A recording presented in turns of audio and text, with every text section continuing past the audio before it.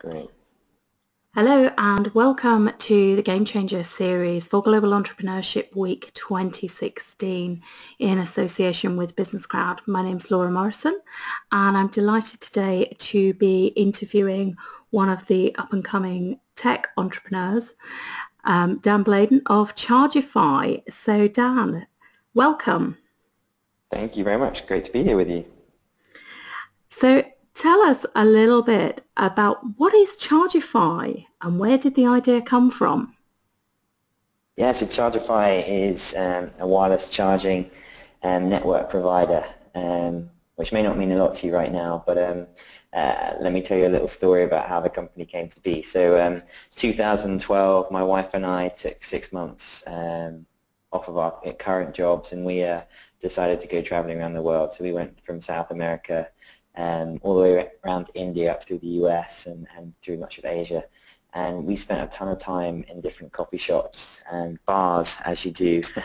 And after a while, we realized that we were making very strategic decisions about the places that we visited because of the availability of power sockets. So we could plug in, recharge, and get reconnected with friends and family back home.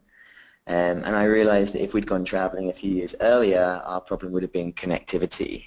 Wi-Fi wasn't available to the same extent it was in 2012. Our problem was simply staying charged. And it's not something you need to go traveling around the world for a few months just to experience it. It's something that I think each and every one of us encounter each and every day. That question of where is my next charge coming from? I sat down with somebody this morning, one of our partners in the semiconductor industry, and he said his ABC is always be charging. Wherever he is, he just wants to be plugged in so that he can make it through his day. Mm-hmm. So I knew a little bit about wireless charging, but more of a background in the Internet of Things, in IoT.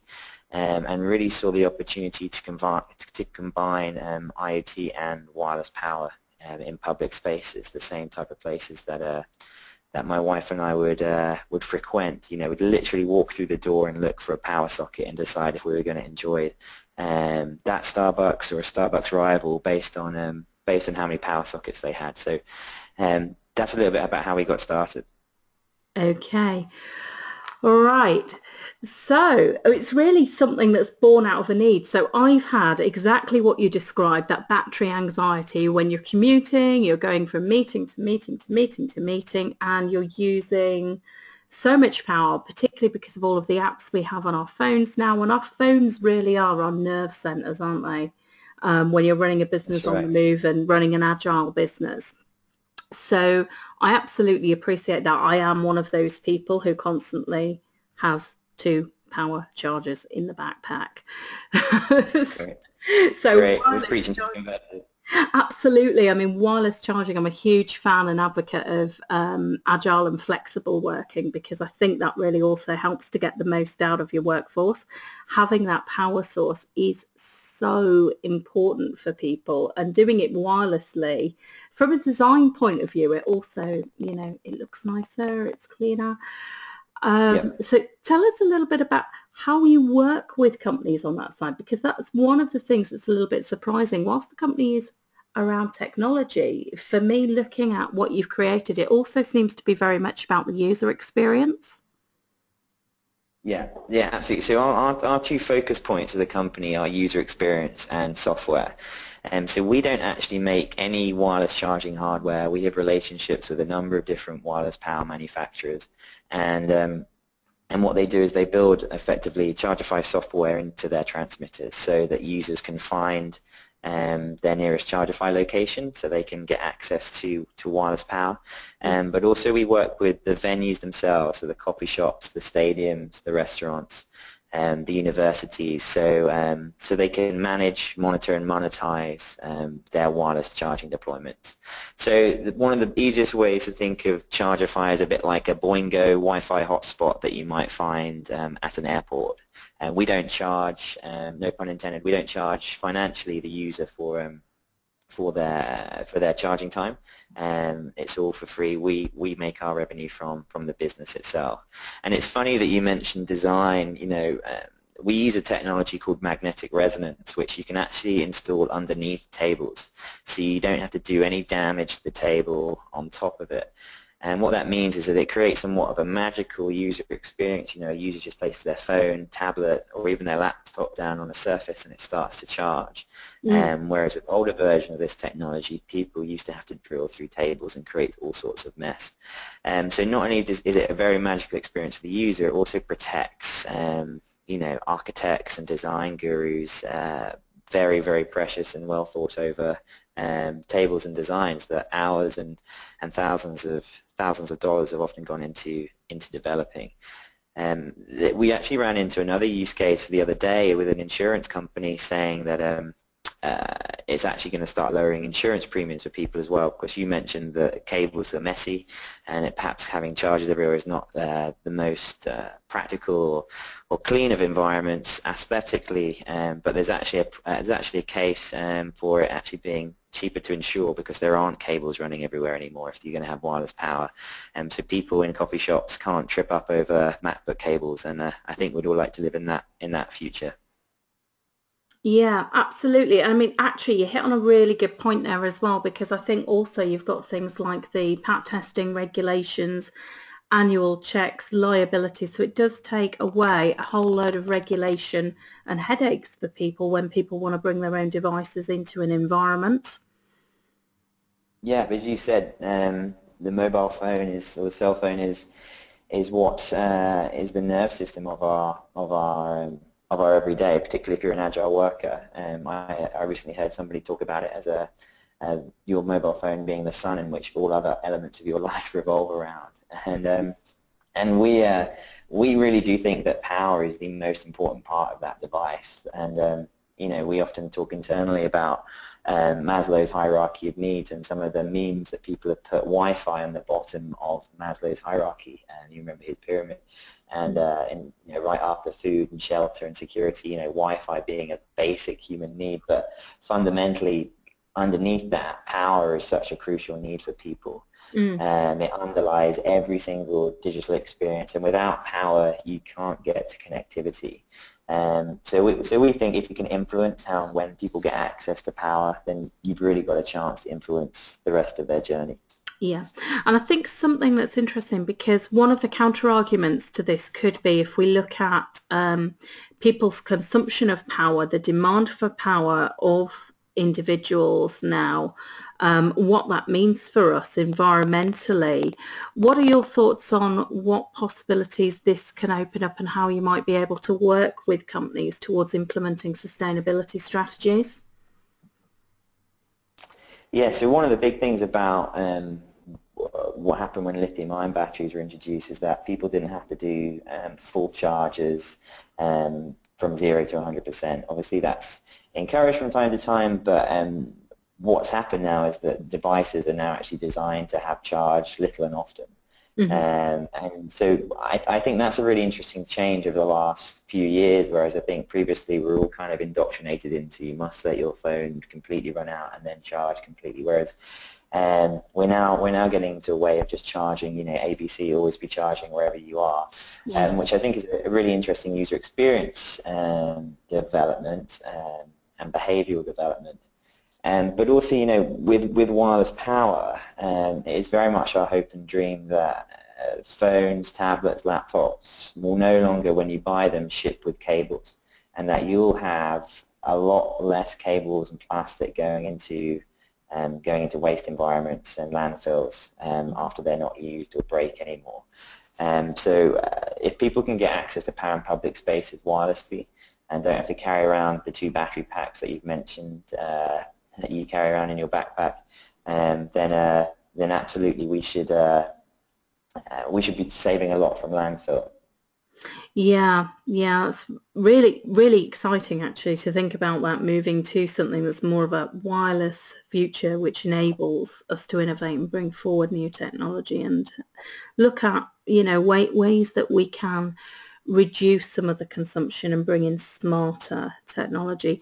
So we've talked lots about the technical and the technology side of things, but Dan, obviously you had this idea in 2012. The business is now up and running. It's available in the marketplace now in 2016. Talk to us a little about the journey for you and your wife to creating this business. Yeah, I mean, my wife should get a lot of the credit. She doesn't work for the business, but she definitely is the smarter, more intelligent person behind the whole thing from an everyday perspective. But no, so I came back from traveling and I met up with one of my close friends, a guy called Charlie Cannell, who is head of digital at Inflection Private Equity, which is a private equity house here in London. And previously, Charlie had worked for British Telecom for launching BT Open Zone, which is the largest Wi-Fi network here in the UK. Mm-hmm. And so I started chatting through some of the business ideas that I had coming back from traveling, and this was really the one that stood out. I remember actually bringing some hardware that I had somehow sourced online in the very early days of wireless power, and I plugged it in an Italian restaurant in Marylebone and said, I think we should do this in public spaces. And Charlie said, this would be really cool, everybody's always running out of power. And then I said, yeah, but that's not the cool bit. Imagine if we could actually network all of these transmitters and they could form a smart mesh network of wireless power units, so people could find where they needed access to power, and then venues could manage, monitor and monetize their wireless power deployments. And that was really the IoT, the Internet of Things bit that made this business interesting. Mm-hmm. And so my wife and I and Charlie and his wife put our savings into the company to start it off. And I used to work out of coffee shops and restaurants all the time, so I could really feel the pain point each and every day. And it's funny, I spoke to somebody yesterday and they said they literally know the people in the morning now that make the mad dash for the one power socket in the coffee shop that they like to work from. Mm-hmm. And so I kind of did that on a daily basis as we started the company. And then about 18 hours before my first child was born, we actually closed our first round of investment, our first kind of angel investment. So we raised just under $200,000 for that, which was led by Brett Acker of Zipcar, mm-hmm. And a number of others. And then after that, we were really fortunate to be invited onto something called TechStars, which is the world's #1 accelerator, and we were part of their IoT program in New York. Mm-hmm. So I actually ended up moving out to New York for a few months to complete that program, get introduced to a ton of people, but also just have a baptism of fire into the Bible, I guess, of how to run a company if you're going for big. And shortly after that, we ran into a great VC called Intel Capital, and we started talking to them about wireless power and our focus on wireless power in public spaces, and particularly our strategic alliance with Intel on the Internet of Things. And so we were really pleased to have Intel complete our last round of investment last year, where we raised $2.7 million. So that brought the total fundraising for the company to $3.4 million mid last year.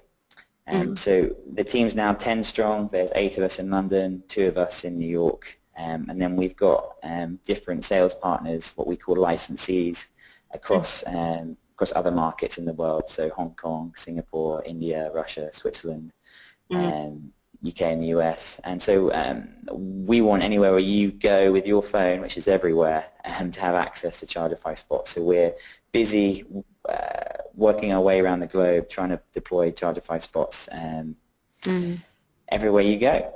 Yeah, and how important, I mean, obviously that relies, when you're working that kind of model, it really relies on having great partnership selection for those licensees. What are you looking for when you're looking for the right licensees to work with your company to create that? Yeah, so we've got 4 very simple criteria for working with partners. 1, we like you. 2, we trust you.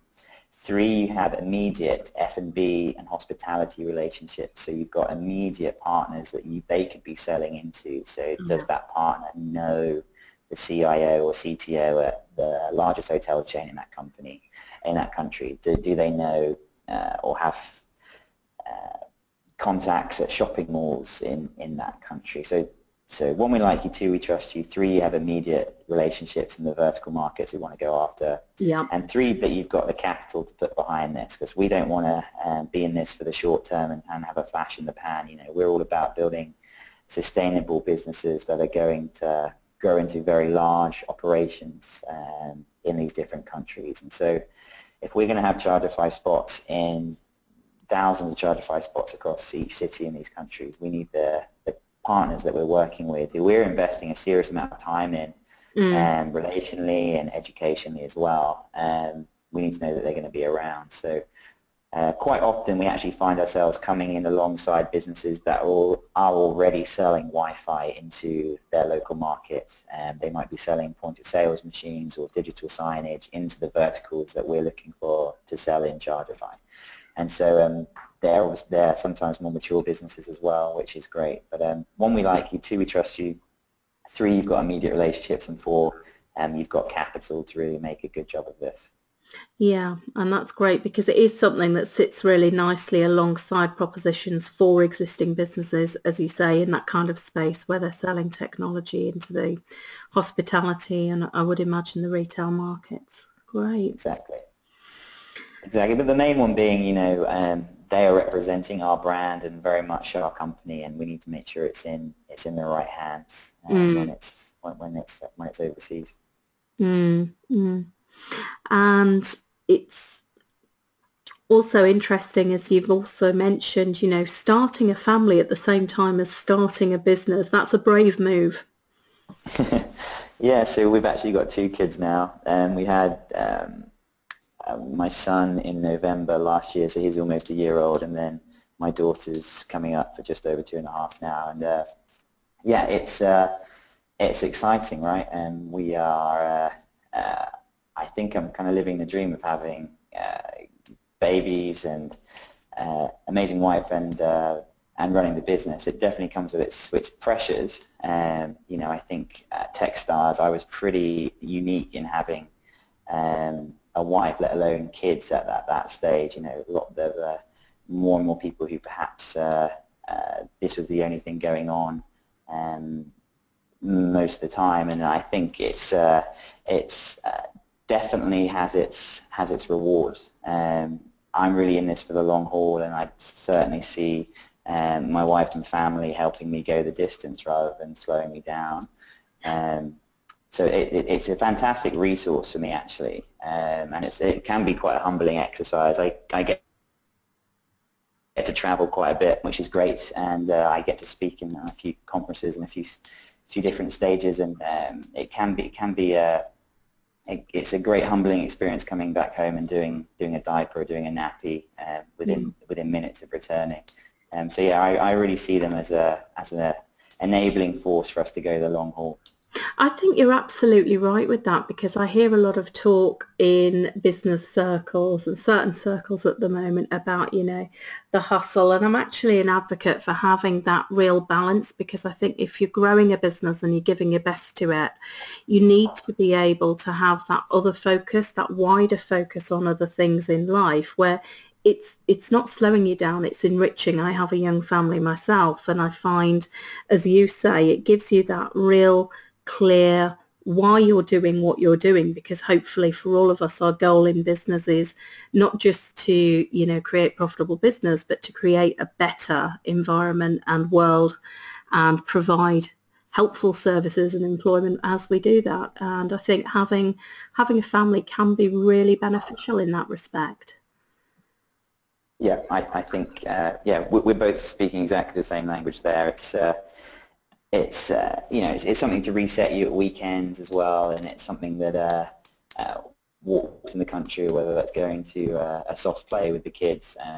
I must admit, I'm probably one that looks at my phone too much still at the weekend to check what's going on and to look at data coming off of our venues. You know, just the other night we did an install at a stadium in California. So ChargeFi was installed at a great NBA stadium over on the West Coast, and I know that they had their second league game of the season on Thursday night. It was probably 3 a.m. my time, and one of our kids woke up because they're teething right now, and as they were going to sleep, I thought, right, I'll just check the data coming off of that stadium, because I knew that they had their game, and we were able to show, even though I was up with the kids, it was amazing that we could log on from London and see all the way over in California people using ChargeFi.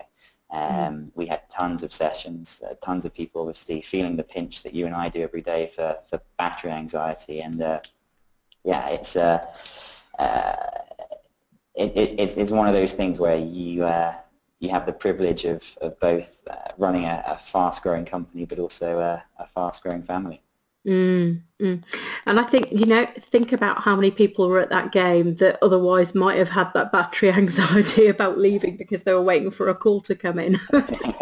Well, the funny thing is, we were speaking to an investor who's interested in the company the other day, and he actually came across ChargeFi 2.5 years ago, and he said that he was on his way to his first date with a new girlfriend, and he used ChargeFi in one of our we were ChargeFying an event actually over in East London, and he used ChargeFi to get enough power to load up Google Maps so he could get to his location, and he actually phoned me up and said, I'm actually still dating this girl 2.5 years later, and without you, and he said this with all sincerity, he said, without ChargeFi I wouldn't have actually been able to make my way to that event, so thank you. And he wanted to talk about investing in the company and stuff, which was, of course, a good conversation to have. But I love those moments, and that's what we live for: empowering people to get through their day. And I love those moments. So hopefully there can be, as ChargeFi grows, there can be more and more of those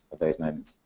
Love it. That's fantastic. And so finally, just to close down, for anybody who is thinking about making the leap from the 9-to-5 to setting up their own business, what would be your closing words of advice?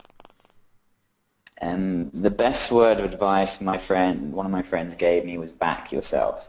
I think that so often we can talk ourselves out of things, or talk ourselves down from our hopes or dreams, but I'm one of those people that doesn't feel comfortable when I'm comfortable, if that makes sense.